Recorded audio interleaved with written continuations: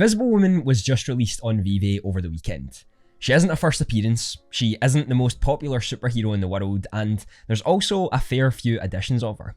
So for a character like herself, what should we expect on the Veve marketplace moving forward, and how can we compare it to others to understand the best route that we should take for our own market strategy for this? Let's get started. Welcome in everyone, my name's Andy and I appreciate you taking some time out your day to come and hang out with me and all of these wonderful people. Just before we get going, if you do enjoy the content, be sure to hit that subscribe button, and if you want to support me even further, you can join the membership down below. Alright, so we got Invisible Woman, who dropped on Saturday. She's a part of the Fantastic Four, and although she is popular to an extent, I wouldn't say she really matches up in regards to someone like Spider-Man or Batman or Superman. But that's not to say that she cannot grow on Veve as a whole and isn't something that will be sought after. We've seen a few that we've played out this way before, and we're actually going to talk about it and how you can implement a market strategy that's going to work for you as of right now in what we've seen in the past. So let's take it over to the Medium article to see what the drop was like and compare it to some others. Alright, let's have a look at Invisible Woman and the drop that she had herself. We can see that it was in blind box format, just like they usually have been, and there were 16,500 commons, 12,500 uncommons, 6,500 rares, 3,650 ultra rares, and 1,500 secret rares. So we go to something like Storm and what we're going to compare her with, and see that she had round about the same additions for everything that she did have when we move forward. And even when we go for something like Captain America, where it's a step up because of the popularity as a whole, you can see that there were more additions when it comes to Captain America. There were 22,000 commons and 12,000 uncommons, and I guess it doesn't really matter at this moment in time anyway when it comes to the secret rare and ultra rare. We're not going to be focusing on that as much as the others, but there were less secret rares when it came to the Captain America. Now there's two things to take when it comes to this format, and it's that Captain America, this one anyway, wasn't a first appearance of Captain America. We had that with the Steve Rogers Captain America when it came to the Marvel Mighties. However, Storm, and the one that we'd got for this one, was her first appearance. So we're going to see a little bit of a differentiation and use the market to sort of compare this to help you understand what I'm trying to talk about a little bit further. Let's first have a look at Storm and the way she actually moved with her pricing. Now, she had the exact same additions as what Invisible Woman has right now. However, the difference is Storm was her first appearance. I'd say in terms of popularity, they both have their aspects and their fan bases, but I wouldn't say they're both extremely popular characters, comic book and the movie sort of universe. There are a lot that stand the test of time more than those two. So what we'd seen with Storm when she'd first came out was that she was below floor price instantly. She went down pretty heavily and even reached the likes of 34 and 35 floors not long after she had actually dropped. However, as time goes on and as we see that the total listings start at around 2,600, it did gradually start to round to about 1,800 only a couple weeks after she had released. And what we can see over time is that as the total additions of listings are going down, we come across a point here where we reach about a 700 mark, where the price starts to lift. At this point, we see Storm actually surpass her floor price in what she cost in the blind box drops, which was 50 gems. You can see here, as the price increases, the total listings are decreasing quite sharply at that, because people are now realizing, hey, this could increase quite significantly if the cards play out right. So by this point, when she reached her all-time high, she was sitting at around 344 listings on the common, mind you, when only about 2 months earlier, she had about 2,600 listings. One of the theories I actually want to test is the 300 listing rule. I have a sort of theory that once we get to around a 300 and below listings, that's when people start to realize things actually could have value. And we've seen this quite consistently across the board, but I need to do more research first before I make a video on it to make it conclusive or something that can really show us when it maybe is time to start paying attention before everyone else does. But here we can see that Storm was able to reach an all-time high of around 96 gems, and I do believe she passed 100 gems at one point, but did quickly go back down after that. However, now she, even though it took a decrease a little bit, she's still sitting at 85 gems, when not 2 months before she was sitting under retail by about 15 gems. So the profit you can make with her right now, if you happen to pick her up when she was low, is really incredible. And we can see now we're sitting at around 469 listings. One obviously isn't enough to compare and see exactly what it is, because again, Storm is the first appearance of her character. It's important to look at other characters we could potentially compare her with in order to actually understand her a little bit further and see what we can do. And this is what leads us on to the common Captain America, the non-first appearance, but it is the one depicted close enough to the movie and what we've actually saw. Again, Steve Rogers, the Captain America Marvel Mighty, was the first appearance that we got of those. We also have the things like Bucky Barnes and all that were the first appearances of them. But this Captain America in particular wasn't the first appearance that we got. What we can see here from the Captain America when he was first released was that he did sit under retail again. Saw him fluctuate between about 35 and 50. Not really surpassing the 50 mark until about a month after his release. Now, Captain America was released before October the 19th, so we don't have all the data going all the way back.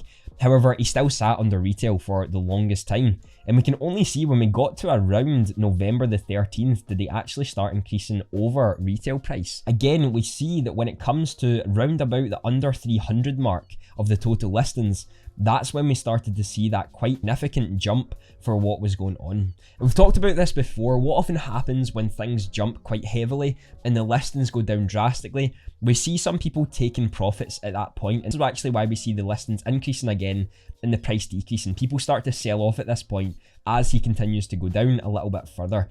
But we leveled off again for a fair while. We saw the listings jump up and the price go back down to near enough retail. Again, we're seeing that steady decrease of total listings going down, the price rising a little bit up to 99 and 100 at some points in December. And again, as people are taking profits, the price is going down a little bit, but you'll also take notice that the listings are actually going down. And what I suspect with this is that because the prices are starting to go up, listings are starting to go down, there's less and less people looking for the flip and more people who are looking for the hold.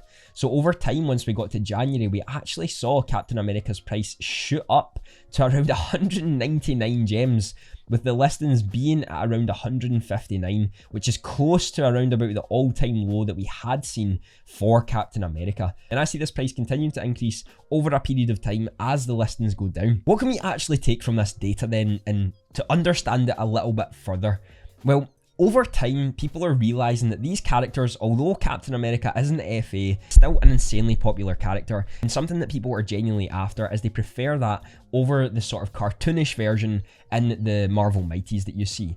So people are beginning to collect Captain America and wanting to see him in their vault. See that the total listings are consistently under the 300 mark and that the price is continuously increasing, now sitting at around 200, where for about 2 months Captain America sat at near enough retail or under retail. Storm done the exact same, where she sat under retail, and although hasn't taken the same jump that Captain America has taken, she was about 2 months after Captain America's release. So it would not surprise me if Storm reaches close, or if not just a little bit below what Captain America's common was reaching the same time period that he has been out. To make it clear, Captain America was released on August the 31st and Storm was released on November the 20th.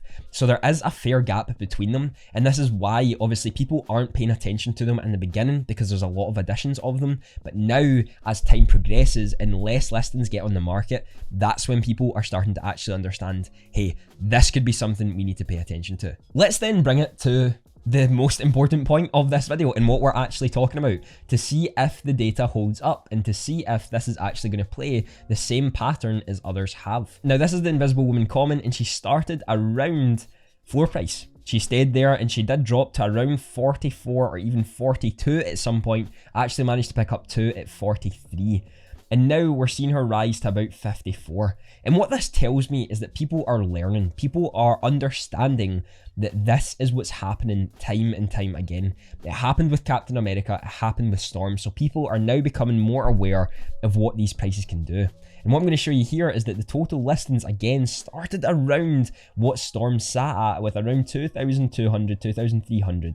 And already she is down to 1,700 total listings.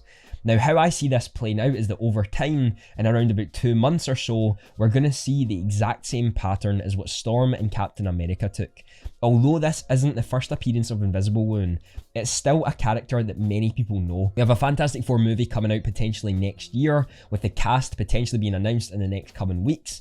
And we can also see that people do prefer the sort of real life depiction of who Invisible Woman is, rather than the cartoonish version that we're getting from Marvel Mighties. And even though it's not the first appearance, this is maybe what people are after. And we're seeing the listings already decrease from around 2,300 at its height to 1,700. That is quite a significant decrease in a very short period of time, as she was only released on Saturday. So what do I see happening over the next coming months when it comes to something like Invisible Woman, and what should you take note of when it comes to characters like this, either FA or non-FA, and their real life depiction of their character for a 3D model.